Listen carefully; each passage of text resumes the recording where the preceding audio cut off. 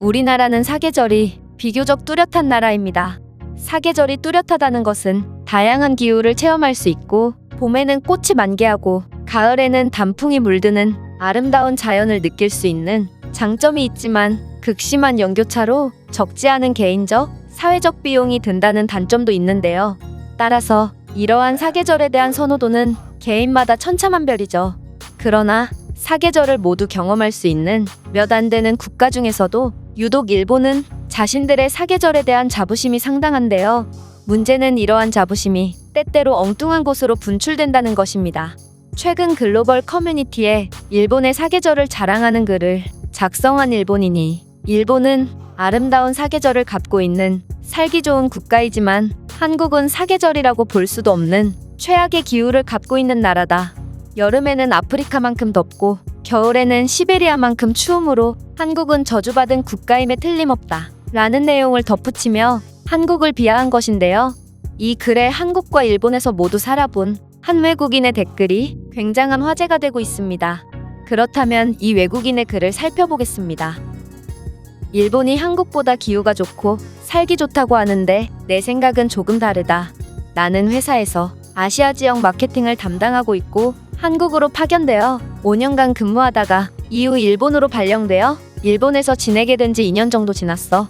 따라서 한국과 일본 둘 다 살아본 내 경험을 말해보겠다. 기후면에서 한국의 겨울은 일본보다 훨씬 혹독하므로 일본이 유리할 수도 있으나 절대로 살기 좋다는 말에는 동감할 수 없어. 그 이유는 먼저 여름에는 한국과 일본이 비슷한 기후를 보이지만 실제로 체감되는 느낌은 완전히 다른데 바로 일본 집은 한국에 비해 엄청나게 덥기 때문이야. 왜냐하면 일본의 집은 창틀이 한 겹이라 직사광선이 그대로 들어오거든. 창문을 뚫고 그대로 들어오는 직사광선 때문에 집이 굉장히 더워져도 일본에 미친 듯한 전기세 때문에 선풍기로 간신히 버틸 수밖에 없어. 실제로 일본에서는 매년 여름마다 열사병으로 사망하는 사고가 흔해서 이를 풍토병으로 생각하는 것 같다. 이외에도 미친 듯한 강수량과 지진 같은 자연재해는 나를 정말 지치게 만들지? 하지만 한국의 집은 유리샤시가 설치되어 있기 때문에 직사광선을 잘 막아주고 비교적 저렴한 전기세 덕분에 부담 없이 에어컨을 틀 수 있어. 그리고 실외에서도 대중교통이나 관공서, 공중화장실 등 어딜 가나 에어컨 바람을 쐴 수 있어서 이곳에서 열사병은 정말 흔치 않아. 그렇다면 겨울은 어떨까? 사실 일본의 겨울철 온도는 별로 낮지 않아서 쾌적하다고 생각할 수도 있으나 겨울철 일본의 집은 밤보다 밖이 더 따뜻할 정도로 매우 춥다. 특히 이들의 난방 시스템은 정말 최악인데 다다미와 코타츠 같은 기구가 있지만 그 한계가 너무 명확하고 모든 곳을 따뜻하게 할 수 없기 때문이야. 나는 가끔 겨울에 일본의 집에서 자다 보면 차라리 이럴 바에는 밖에 나가서 박스를 덮고 자는 편이 더 따뜻하지 않을까? 라는 생각이 들기도 해. 심지어 일본에서는 낮은 실내 온도와 높은 목욕물 온도의 차이 때문에 매년 수만 명의 노인들이 심장마비로 사망하고 있는데 일본인들은 그저 두꺼운 이불만 준비할 뿐 전혀 심각성을 못 느끼고 있어. 반면 한국에는 온돌이라는 엄청난 기술이 있어서 아무리 혹독한 겨울이라도 집 안에만 있으면 오히려 더운 수준이지.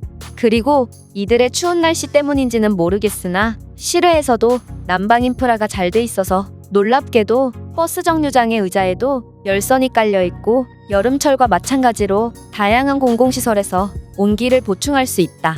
이렇듯 한국은 불리한 조건 하에서도 어떻게 해서든 에너지 효율을 높이는 기술을 개발하고 인프라를 확충해서 단점을 극복하는 반면 일본은 그저 절약하려고 하기만 할 뿐 어떠한 기술적인 노력도 변화도 하지 않으려고 하니 한국에 비해 비교적 유리한 조건임에도 삶의 질이 한국과 극명하게 차이가 나지 않았나 싶어.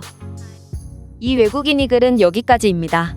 이 외국인은 사계절의 단점인 극심한 연교차를 극복하기 위해 한국은 끊임없이 기술 개발에 몰두했고 결국 자연적 한계를 극복해내서 살기 좋은 환경을 일구어냈지만 일본은 어떠한 노력도 하지 않아서 매년 수만 명의 사상자를 내고 있음에도 아직도 정신을 못 차리고 있다고 주장했는데요. 실제로 일본의 여름철 평균 실내 온도는 한국보다 약 9도가량 높은 상상을 초월하는 모습을 보여주고 있고 겨울철 실내 온도도 평균 10도로 세계에서 가장 낮은 온도를 보이고 있습니다. 정말 이들의 모습은 변화를 두려워하면 도태된다 라는 말이 딱 맞아떨어질 정도로 안타까움을 자아내고 있는데요. 정말 일본보다 혹독한 겨울을 보내야 했음에도 온돌이라는 세계에서 가장 뛰어난 보험 기술을 개발해 주신 대한민국의 선조님들과 끊임없는 혁신을 통해 수많은 인프라를 확충시켜 주신 모든 선배님들이 진심으로 자랑스러운 순간이 아닌가 싶습니다. 그렇다면 이 글에 대한 해외 반응은 어떤지 댓글을 통해 확인해 보겠습니다. 내가 겨울에 한국을 방문해서 놀랐던 점이 두 가지가 있는데, 첫 번째는 여기가 러시아인지 아시아인지 모를 정도로 엄청나게 추운 날씨와, 두 번째는 그럼에도 불구하고 반팔만 입고 다녀도 될 정도로 더웠던 집안이었어. 한국인들은 바꾸고자 한다면 한치의 예외 없이 모든 것을 바꿔버리는 사람들이야. 반면 일본인들은 변화를 굉장히 싫어하는 것 같아. 만약 일본인들이 한국에서 살게 되었다면 혹독한 겨울을 이겨내지 못하고 전부 동사하지 않았을까 싶어. 한국이 저주받은 땅이라고? 그건 지금도 지진 같은 각종 자연재해가 끊임없이 발생하고 있는 일본이 할 소리가 아닌 것 같은데, 춥다는 이유로 저주받은 땅이라면 러시아나 북유럽 국가들은 전부 저주받은 나라인 건가? 일본의 집은 집의 역할을 제대로 수행하지 못합니다. 겨울철 일본은 집에서도 패딩을 입고 있는 사람들이 많은 반면, 한국에서는 남자들 같은 경우 속옷 차림으로만 지내는 사람들도 많다고 해요. 남자들이 집에서 속옷만 입고 있는 건 만국 공통이군요.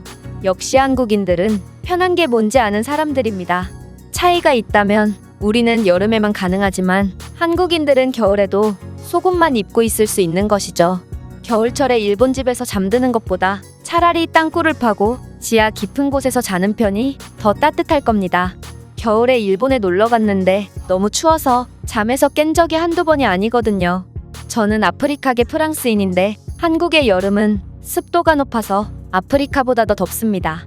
하지만 은행이나 편의점 등 곳곳에 에어컨 바람이 나오는 공간이 마련되어 있어서 그 어느 나라보다 쾌적하게 여행할 수 있었어요. 자연의 한계를 극복하는 이들의 지혜와 삶의 태도에 저는 엄청나게 놀랄 수밖에 없었습니다. 21세기에 집안에서 열사병과 심장마비로 사망하는 사고가 흔하다니 정말 일본이 선진국이 맞는지 의심스럽습니다. 일본은 자존심을 버리고 한국의 성공 사례를 배워 도입하는 편이 낫지 않을까요? 한국의 전기세가 저렴한 것은 그들이 선진적인 인프라만 가진 것이 아닌 제도적으로도 굉장히 준비되어 있는 국가라는 뜻입니다. 이런 글을 보면 볼수록 아시아의 패권이 확실히 일본에서 한국으로 넘어오지 않았나 싶네요. 제가 준비한 내용은 여기까지입니다.